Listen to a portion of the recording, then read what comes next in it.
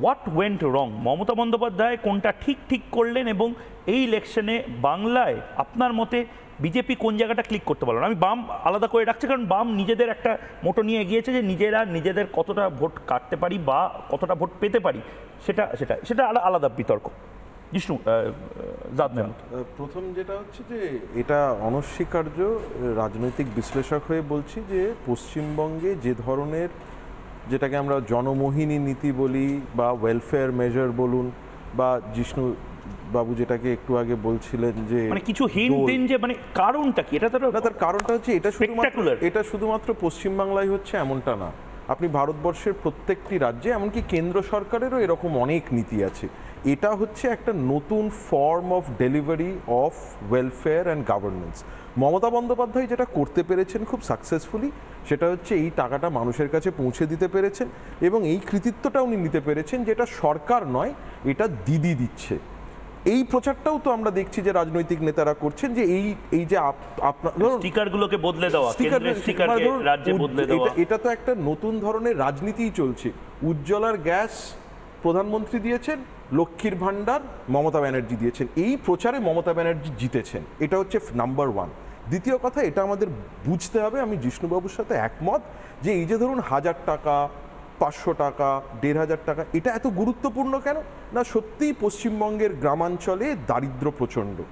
একটা স্টাডি হয়েছে যেখানে দেখা যাচ্ছে যে মাসিক একটা মানুষের পশ্চিমবাংলায় খরচা, মাসিক খরচা, যেটাকে আমরা বলি মান্থলি পার ক্যাপিটা এক্সপেন্ডিচার, সেই মান্থলি পার ক্যাপিটা এক্সপেন্ডিচার হচ্ছে 1000 থেকে 2000 টাকার মধ্যে। এই নিরিখে আপনি দেখুন, যদি সরকার কাউকে 1000 টাকা দেয়, সেই 1000 টাকাটা কিন্তু তার জীবনে অত্যন্ত গুরুত্বপূর্ণ। এখন এই সব স্কিমে মমতা বন্দ্যোপাধ্যায় অনেক সাকসেসফুল।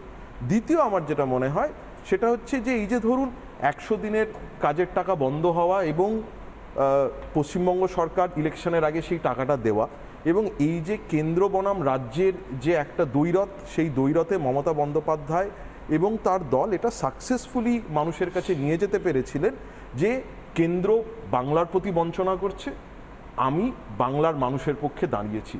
আজকে আপনাকে ভোটের রায়টা যদি দেখতে হয়, আমাদেরকে ডিসপ্যাশনেটলি তো রায়টাকে বিশ্লেষণ করতে হবে, এটা তো এরকম করে ভেবে লাভ নেই। মানুষ রায় দিয়েছে, আমাদেরকে ভাবতে হবে কেন মানুষ এইরকম রায় দিল, তারা কি ভাবলো।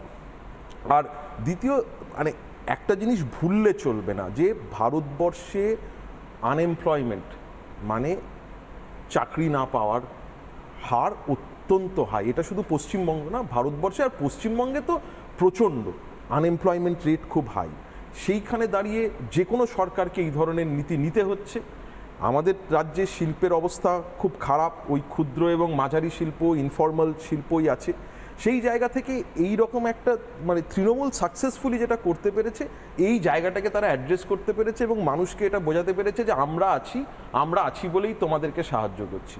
কিন্তু জাদ মাহমুদ, ঠিক এই জায়গাতেই, এটা তো তৃণমূলের কথা, দেশের মধ্যে নরেন্দ্র মোদীর যে ব্র্যান্ডিং, সেই ব্র্যান্ডিংটাকে লাগাতারভাবে ক্ষয় করবার বা একটা আঘাত করবার চেষ্টা লাগাতারভাবে হয়েছে। সেটা হয়তো কিছুটা টার্নিশ হওয়ার জায়গাতেও পৌঁছে যাচ্ছে, কিন্তু সেখান থেকে আবার মানে ওই স্টক এক্সচেঞ্জের মতন একটু ডিপ করে আবার ওঠা, এবং আজকের পর থেকে আবার মানুষের মধ্যে একটা সেন্স অফ সিকিউরিটি, যে না, নরেন্দ্র মোদী আসছে, নরেন্দ্র মোদী এবার তুলে ব্যাটিং করবে, এটাও তো একটা ফ্যাক্টর। এটাও তো বিরোধীদের অপপ্রচার ফেল হওয়া না, মানে অপপ্রচার, দেখুন রাজনীতিতে কোনো একজন নেতা থাকবেন, বিরোধীরা সেই নেতার বিরুদ্ধে বলবেন, এটাই তো হচ্ছে গণতান্ত্রিক রাজনীতির পরিসর। মানে সবাই মিলে একজন নেতার স্তুতি করব, সেটা হচ্ছে গণতন্ত্রের মৃত্যু। গণতন্ত্রে ক্রিটিসিজম থাকবে। এখন নরেন্দ্র মোদীর যে ইমেজটা আমরা লাস্ট 10 বছরে দেখেছি, সেটা হচ্ছে একটা অত্যন্ত স্ট্রং ডিসাইসিভ লিডার। মনে করে দেখুন ডিমনিটাইজেশনের মতো একটা সিদ্ধান্ত, এটা কিন্তু একটা কোয়ালিশনের প্রাইম মিনিস্টারের পক্ষে এইরকম একটা স্ট্রং ডিসাইসিভ ডিসিশন নেওয়া সম্ভব না। সেই জায়গায় এই প্রথম যেহেতু একটা কোয়ালিশন গভর্নমেন্ট ফর্মড হয়েছে, এবং আলটিমেটলি এটা আপনাদের, মানে এটা আমার মনে হয় আপনারাও একটু ভেবে দেখবেন, যে আজকে ধরুন 10 বছর ক্ষমতায় থাকার পর বিজেপি 240টার মতো আসন পেয়েছে, কিন্তু 240টা আসন পাওয়ার পরেও এটাকে এত বিপুল জয় মনে করা হচ্ছে না। তার কারণ লেভেলটাকে বানানো হয়েছিল 400, এবং ইমেজটা করা হয়েছিল যে এটা হচ্ছে অ্যাবসলিউট মেজরিটির একটা গভর্নমেন্ট আসবে। এই জায়গা থেকে যখন ওই যে ন্যারেটিভের গল্প আপনি এক্ষুনি জিজ্ঞেস করছিলেন, এই জায়গা থেকে ন্যারেটিভে নরেন্দ্র মোদী আজকের দিনে দাঁড়িয়ে আরেকটা ন্যারেটিভ সেট করার চেষ্টা করছেন যে কোয়ালিশনও যদি হয় তাহলেও ডিসাইসিভ লিডার, ডিসাইসিভ গভর্নেন্স আগে যেমন করে চালিয়েছি সেরকম করেই কাজ করব, এই মেসেজটা উনি দেওয়ার চেষ্টা করছেন। তার কারণ সংবাদপত্রে সব জায়গায় এটা বলা হচ্ছে যে এইবার তো টিডিপি এবং জেডিইউ এর কথা শুনে কাজ করতে হবে এবং আর সেরকম থাকবে না। এখন এইটা কতটা উনি করতে পারবেন সফলভাবে, আমরা এটা জানি যে অটল বিহারী বাজপেয়ী একটা কোয়ালিশন গভর্নমেন্ট চালিয়েছিলেন এবং অটল বিহারী বাজপেয়ীর পার্সোনালিটি এমন ছিল যে উনি সবাইকে নিয়ে চলতেন। আমাদের এই ফেমাস দৃশ্য মনে আছে, মমতা বন্দ্যোপাধ্যায় রাগ করে চলে এসছেন, বাজপেয়ী এসে মমতার বাড়ি গিয়ে সেই কোয়ালিশনটাকে এক করে রেখেছেন। আমরা পশ্চিমবঙ্গের যারা নাগরিক আমরা আরেকটা কোয়ালিশন দেখেছি, জ্যোতি বসু। সেই জ্যোতি বসু হচ্ছে ছোট ছোট দলগুলোকে নিয়ে 34 বছর ধরে কোয়ালিশন করেছেন। এখন কোয়ালিশন চালানোর যে পার্সোনালিটিটা দরকার সেটার প্রমাণ আমরা এখনো পাইনি, তার কারণ বিজেপির একক সংখ্যাগরিষ্ঠতা ছিল। আজকে সেই নতুন চ্যালেঞ্জ নরেন্দ্র মোদীর কাছে, উনি কিভাবে সেটাকে অ্যাড্রেস করেন সেটা সারা ভারতবর্ষই তাকিয়ে দেখছে। ঠিক, সুমনবাবু আপনি লাগাতার একটা কথা বলছেন এবং আপনি যখন বসেছিলেন বিমলবাবু বললেন, জিষ্ণুবাবু বললেন, আপনার একটি ন্যারেটিভ আছে, সেইটা বারবার অ্যাড্রেস করছেন তারা, যে নরেন্দ্র মোদীকে হারানোর জন্য শুধু তৃণমূল, কংগ্রেস বা অন্যান্য দল লড়াইটা করেছে বিদেশ থেকেও, এবং নরেন্দ্র মোদী স্পেসিফিক্যালি ডলারকে ডিভ্যালু করবার একটা চেষ্টা করেছিলেন এবং আমেরিকাকে স্পষ্ট বার্তা দেওয়া যে তোমরা দাদা নও, আমরাও এবার দাদাগিরি শুরু করছি ভারত সারা পৃথিবী।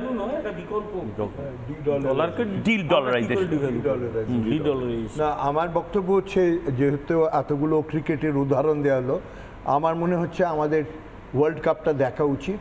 ভারত খুব ভালো প্রিলিমিনারি ম্যাচ খেলার পরও ওয়ার্ল্ড কাপের ফাইনালে গিয়ে কিন্তু ঝুলিয়ে দিয়েছিল, পিচটা ঠিক ছিল না বলে, এবং ঠুকে ঠুকে খেলছিল।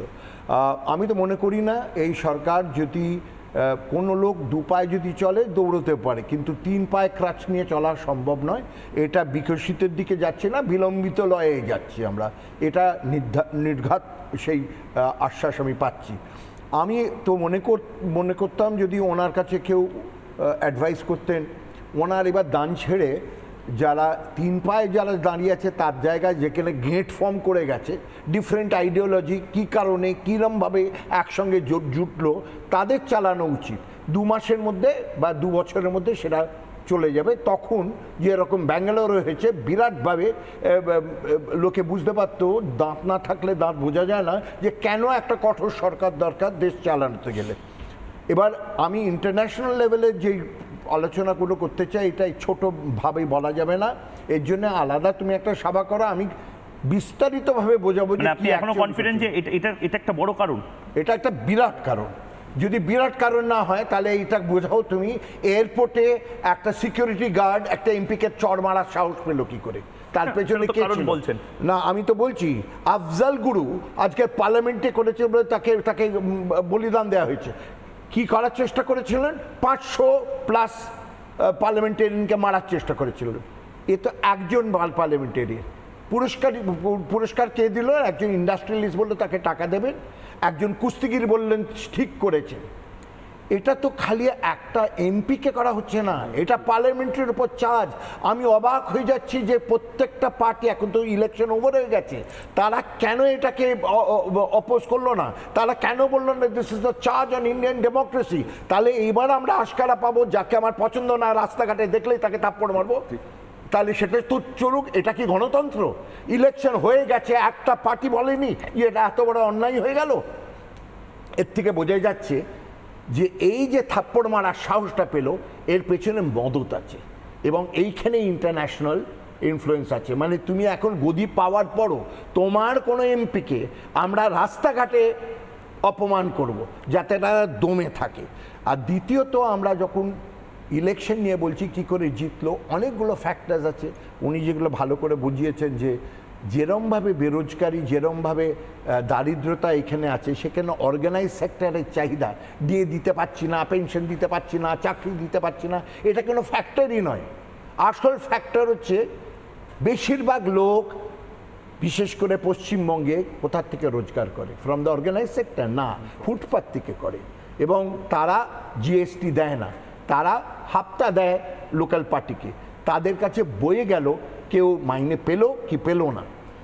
সেই জন্যে আমার আশ্চর্য লাগছে, আর আমি ওনাকে জিষ্ণুবাবুকে জিজ্ঞেস করব যে কি আদর্শে লেফট ফ্রন্ট কংগ্রেসের সঙ্গে তৃণমূলের সঙ্গে হাত মেলালো, মানে আদর্শটা কোথায়? আর তা যদি না হয় তাহলে আমার নেক্সট প্রশ্ন হচ্ছে, আপনারা যে জায়গাটা দেখেননি, এক একটা ভোট যদি লক্ষ্য হয়ে থাকে কয়েকটা ব্যালট বক্সে, ব্যালটে তো আমরা যখন যাচ্ছি ইলেকশন দিতে প্রত্যেকের কাছে আইডেন্টিটি কার্ড নেওয়া হচ্ছে, তাকে খুঁচিয়ে দেখা হচ্ছে। আমার সামনে অনেকগুলো লোককে বার করে দেওয়া হয়েছে তার পরিচয় ঠিক মেলেনি বলে। ব্যালটের থেকে ঠিক আমরা পরিচয় পাই কি যে ব্যালট পাঠাচ্ছে?